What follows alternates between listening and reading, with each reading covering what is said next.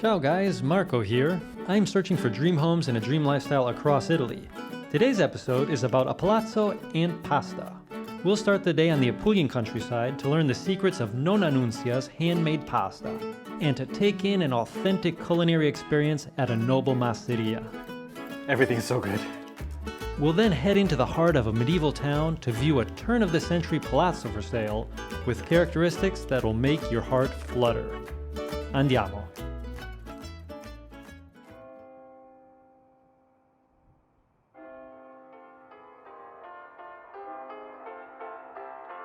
Se non avessi questa vita morirei ogni mattina questo sole non avrei così ragazzo così chitarra che non sai. Ok, allora il palazzo è pronto per questo pomeriggio? Magari ha 4 colonne, poi c'è una masseria dove mi fermo per pranzo e dopo ci vediamo davanti al palazzo. Mi fermo per pranzo, giustamente. Getting around in southern Italy can require some tweaking to find what works best, especially when going from city to countryside. Now, those charmingly decadent trains actually bring you around quite nicely from town to town, but I've come up with a mixed approach, combining my folding bike, which is electric, with the good old Fiat Panda, trusted by generations of Italians up and down the boot. And for good reason. Che non ha mai pietà e non è mai finita se no che si fa.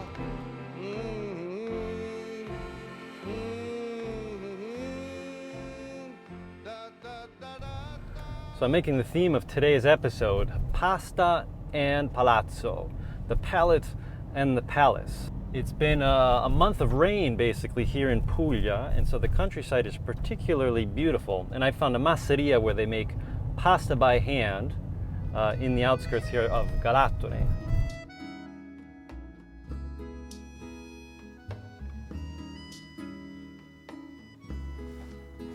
Castle Fulcignano, the story goes about 1,000 years ago, a prince was kidnapped by an invading force, put to his end, and the mother decided to put a curse on the castle, making a pact with the devil himself to protect all of the treasure and contents within. According to the legend, the treasures are still found inside. Why am I telling you this? Well, if there's treasure hunters out there and you want to test your fate, who knows?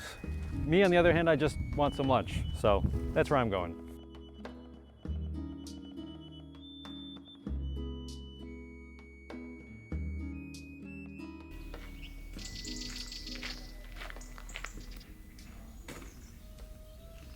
All right, so the next stop is in Masseria Fulcignano. We're right on the outskirts of Galatone in this rustic paradise. And this is a renovated masseria agriturismo, so it's a place that has a restaurant, a place to eat, places to stay. I'm very excited to hear a bit about the story. Eccoti Stefano, ciao! Ciao Marco, ben trovato. Qui siamo in una zona all'interno del parco archeologico del castello di Fulcignano, quindi risaliamo proprio al Medioevo.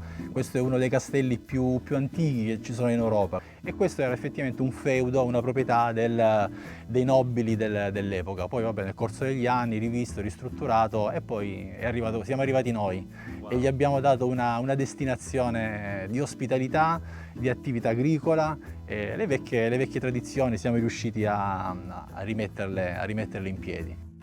Allora, questa è la hall, l'accoglienza dei nostri ospiti. Da questa parte in giù erano le vecchie stalle, dove comunque maiali, cavalli venivano qui a stazionare, mentre da quest'altra parte sono sempre le piccole stallette dei maiali, ma le abbiamo adibite a camere da letto. Poi c'è questo bellissimo portico che gode proprio della luce del sole, perché è orientato a sud e quindi tutto il giorno c'è luce, c'è bianco, c'è proprio il piacere di stare in questa zona. E anche questa zona la adibbiamo a piccoli eventi, ma in particolare alle nostre famose cooking class. When Stefano mentioned their cooking class, I stopped him on the spot and told him we had to try it. So let's roll the montage.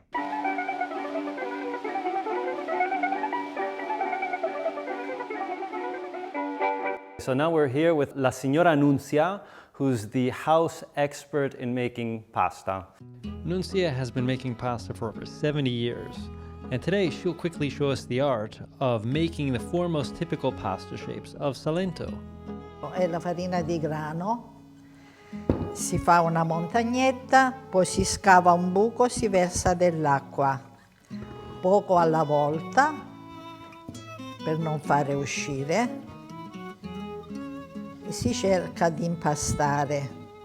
Piano piano si aggiunge dell'acqua col palmo della mano, dove si riesce a impastare meglio. Lei ha imparato a fare questo tipo di pasta a casa con la sua mamma?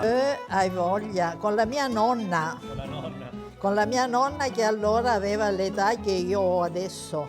Ai tempi che ci riferiamo si usava solo la pasta fatta in casa, perciò si usava fare i maccheroni, che con le orecchiette erano della domenica, poi le lasagne incannulate, che adesso faremo, erano del giovedì. Iniziamo dai maccheroni, che sono, poi si stende un maccherone lungo. Quando c'era la possibilità di farli, che durante la guerra non si poteva neanche fare, erano lunghi così, poi adesso li fanno così. Ecco, poi si devono scavare, no? Per farli. Allora, sempre col palmo della mano, Sì. col ferro, si fa così, ecco. Per le orecchiette invece si fa un maccherone più grosso, Sì. si striscia non si arriva mai proprio all'estremo, deve rimanere attaccato sempre un pochetto, si fa così, si fa l'orecchietta.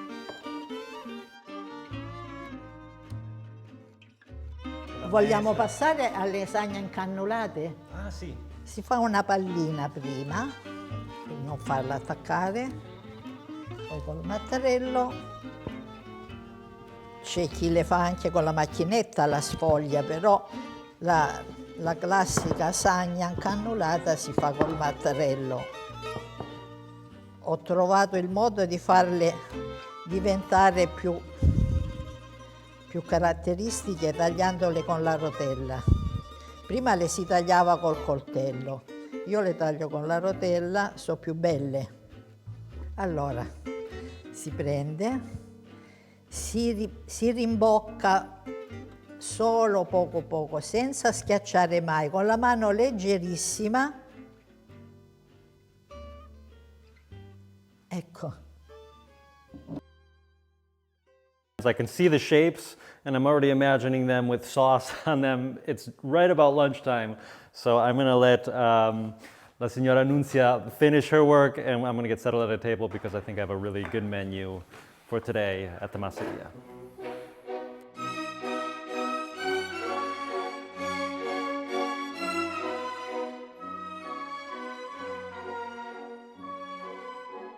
So we're in this beautiful greenhouse for lunch. I think they're going to prepare me a selection of different pastas. So of the ones that we saw made, a different traditional sauce with a different traditional form.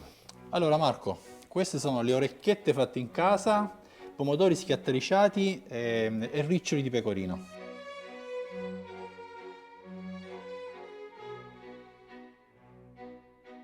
Such a simple dish, tomatoes, orecchiette, cheese. This is a nostalgic plate, so simple, so good.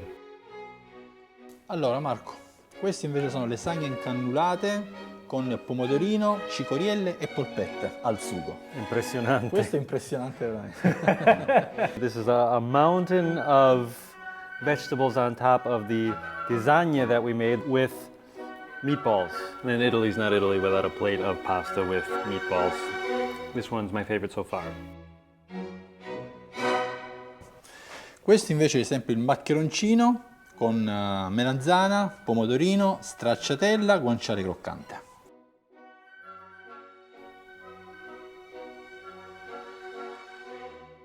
was all so good. Wow.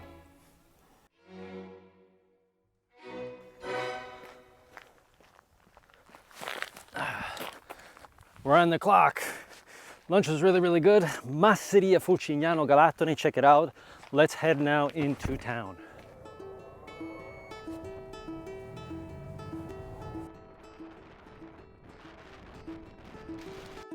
The historic palazzo that we're touring today is in the heart of Galatone, a medieval town with Byzantine Greek origins. Check out last episode for a more complete tour. But to summarize, the population is 15,000, and the historic center, which I have the privilege to pedal around in, is an absolute jewel, full of monumental Baroque architecture and that slow-paced Southern Italian atmosphere. And that brings me to today's sponsor, Engue. I love bikes. Italy and bikes just go together so well.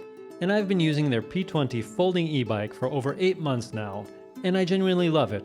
Firstly, it's very low maintenance with a carbon belt drive, so no need to grease a chain, clean gunk, or dirty your pants. It has an electric hub motor with a torque sensor, which I found to be very responsive to my pedaling. It also comes with a rechargeable lithium-ion battery, powering you up to 25 kilometers an hour, with an impressive range of 100 kilometers. Naturally, the brakes had to be strong, and so it comes equipped with hydraulic disc brakes. But what I really like is how good it looks. It's just a smooth-looking bike, and it fits my needs for getting around in my day-to-day, whether it's going up and down stairs or entering beautiful historic centers where cars aren't allowed to drive. Also, with minimum practice, you can fold it up in under 10 seconds and easily store it indoors. So check out the link in the description below, since there's currently a €300 discount, being priced at only €999. It's a great deal.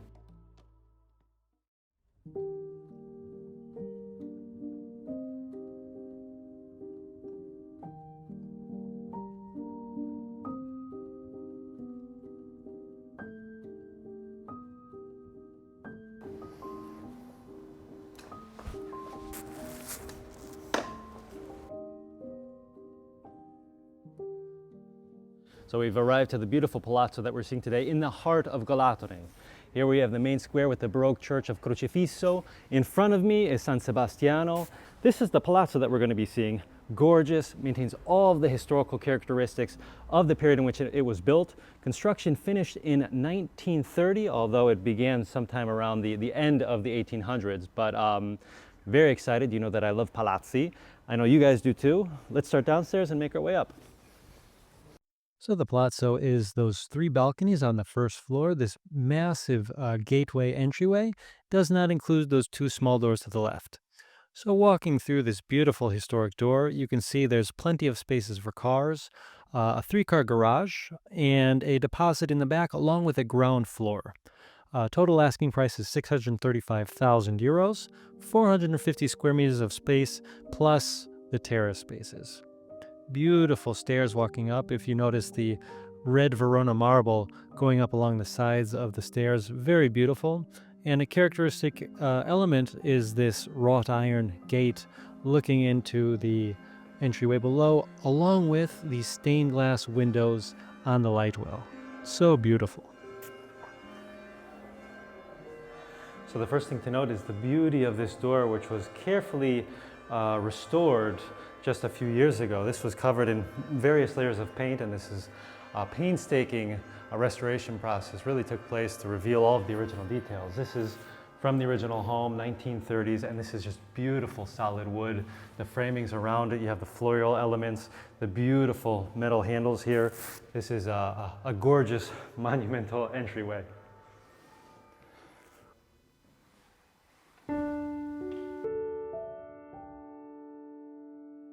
So this is the main receiving room of the noble apartment.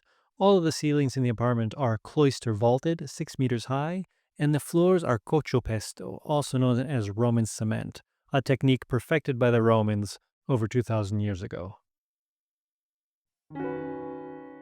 That brings us into the historical dining room of the apartment, and the centerpiece in here is this beautifully made, artisan-made chandelier. This is in wrought iron with Murano glass, made by an artisan from Lecce during the epoch of the construction of the apartment.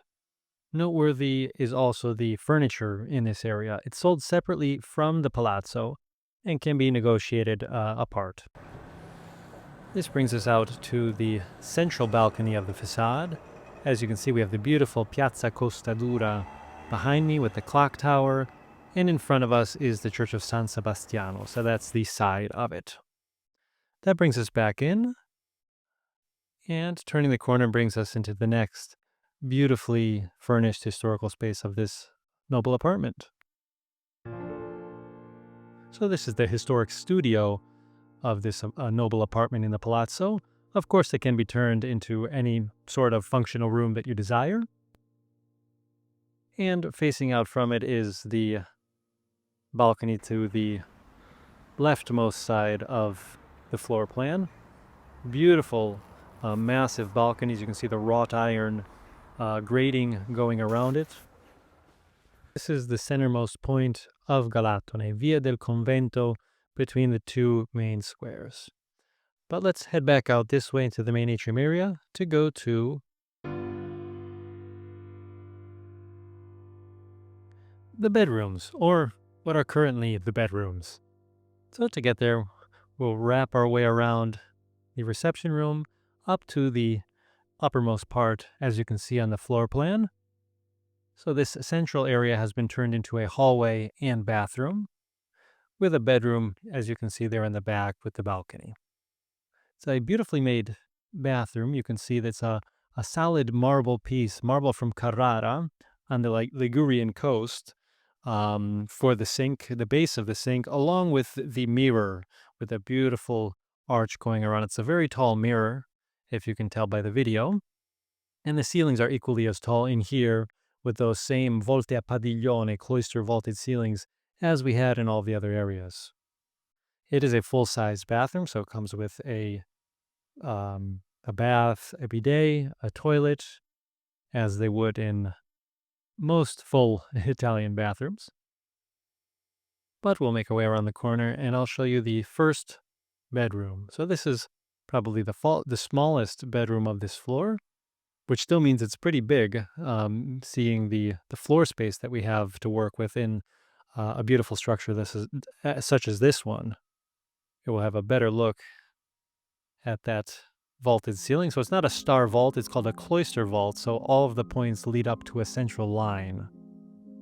And here we are, our third balcony, equally as beautiful as the other ones, just a bit closer to the front of the square, Piazza della Costa Dura, with the bell tower of the municipality of Galatone.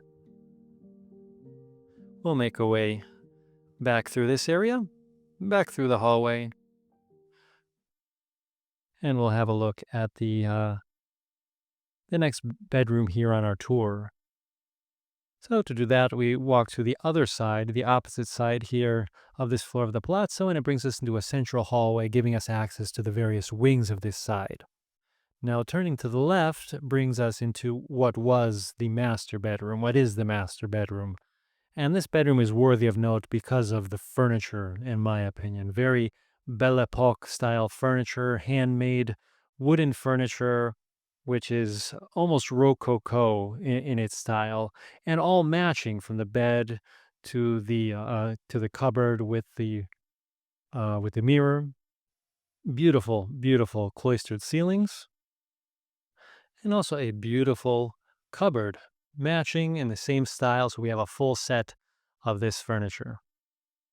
Being a master bedroom, we also have a dedicated bathroom here. So you can already see this is a renovated bathroom. These aren't original tiles or the original elements of what would have been in this bathroom. So the home did undergo a renovation, I believe, around 40 years ago. So you'll see certain rooms were updated to be more functional, such as this one. Includes a shower there in that nook around the back. But let's turn to the right. This brings us to the first floor terrace. A very big space. You can see there's already a pergola installed here. Now this would obviously have a cloth above it, providing shade, which isn't as necessary in the winter months as it is during this day of shooting. In the back, we have a separate annex. So this annex can be a secondary outdoor kitchen, As you can see, there's a wood-burning stove there in the back, perfect for making bread, pizzas. Also access to that on the other side, and we'll see that in a bit. But we'll go back to the inside, make our way back through this bedroom, and go now to the kitchen area. So in order to get to the kitchen area, we have to go back through this hallway, looking to the right there. That's the atrium, that main reception area. And we have two rooms here in the back, what is currently the functional, let's say, dining room, and the kitchen all the way to the back there. Once again, the high ceilings, these are uniform across almost all of the rooms here on this floor of the apartment. This functional dining room also comes with a balcony looking into the back inner courtyard of the Palazzo. So this is a shared courtyard with access along the other open side of the Palazzo. We'll go downstairs and see that downstairs, which we didn't tour when we walked in. So we'll go back and see that at the end and have a look at the courtyard. Coming through here and going to the left brings us into the actual kitchen. So don't be afraid by the dark exposure, which was my fault on my camera. It is a very big kitchen with lots of potential. This is the original stove wood oven, which is in all of the kitchens down here in Puglia. Obviously, the tiles going around it into this back bathroom as well, which is currently the laundry room. These aren't the original tiles, so this was part of the update that would have occurred 40 years ago. You can also see there's that spiral wooden staircase going up to the top. That's actually an extra entryway onto the rooftop terrace, which we'll see once we get up there. But anyways, that's the current kitchen. That would obviously require some work on it, but tons of potential, and fits in perfectly with the rest of the apartment, having the original stove. Going back through the hallway all the way down to the end. Now this brings us to the third bedroom wing of the apartment. As you can see, the ceilings on this one room are star vaulted ceilings as opposed to the cloister vaulted ceilings. Just a point to note. And this is the view out into that inner courtyard, and that's the balcony that we just had another view from in that functional dining space. So plenty of light is let into every single one of these rooms. Walking through here, which is a beautiful space, we have the continuation of the Cocho Pesto floors all throughout the apartment, as you've noticed. Those doors actually go downstairs. This can be closed off into a separate apartment, so a closed space with its own dedicated entryway. This is a bathroom here to the side, so it would have a living room to the back. This could be a bedroom, and then we have a bathroom, so a full bathroom. So already there, you have all of the makings of what can be a beautiful suite. But it's not done there, because you can walk out here to the back, and this is the other entryway to that annex kitchen that we saw from the terrace, exiting from that other bedroom.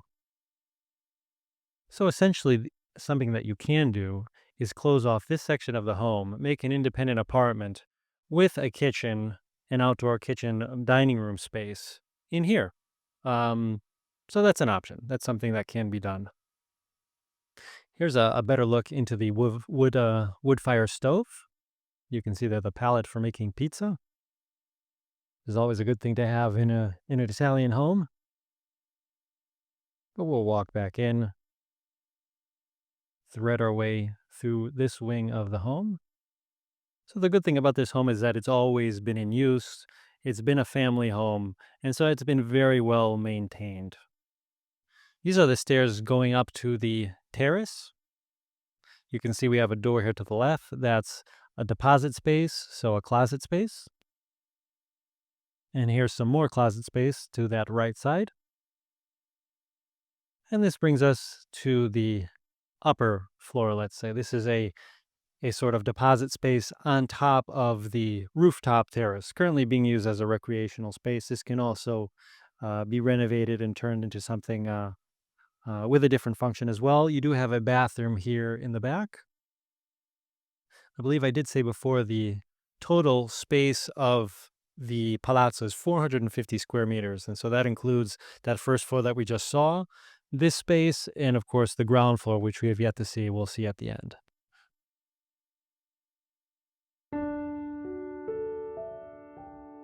And so the next highlight is obviously the rooftop terrace, which is gorgeous. We, of course, had a beautiful sunny day during the recording of this video, but you can see this is a monumental view onto the main monuments of Galatone. Here you can already see this is the main church of a Crocefisso, which you can see more of in my previous video. So this here is the third entryway coming up to the rooftop terrace. This is the circular stairs coming up from the kitchen downstairs. I don't know if you remember that. This, on the other hand, is the light well with those beautiful stained glass windows, covered on the top to keep them well preserved.